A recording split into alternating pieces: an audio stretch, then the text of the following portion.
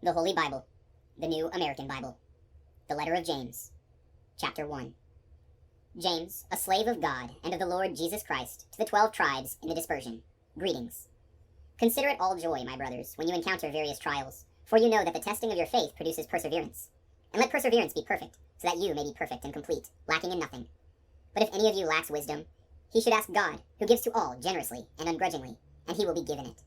But he should ask in faith, not doubting, for the one who doubts is like a wave of the sea that is driven and tossed about by the wind.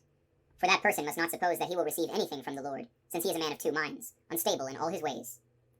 The brother in lowly circumstances should take pride in his high standing, and the rich one in his lowliness, for he will pass away like the flowers of the field. For the sun comes up with its scorching heat, and dries up the grass, its flower droops, and the beauty of its appearance vanishes. So will a rich person fade away in the midst of his pursuits. Blessed is the man who perseveres in temptation, for when he has been proved, he will receive the crown of life that he promised to those who love him. No one experiencing temptation should say, I am being tempted by God. For God is not subject to temptation to evil, and he himself tempts no one. Rather, each person is tempted when he is lured and enticed by his own desire. Then desire conceives and brings forth sin, and when sin reaches maturity, it gives birth to death. Do not be deceived, my beloved brothers. All good giving and every perfect gift is from above, coming down from the Father of lights, with whom there is no alteration or shadow caused by change. He willed to give us birth by the word of truth, that we may be a kind of first fruits of his creatures. Know this, my dear brothers. Everyone should be quick to hear, slow to speak, slow to wrath, for the wrath of a man does not accomplish the righteousness of God.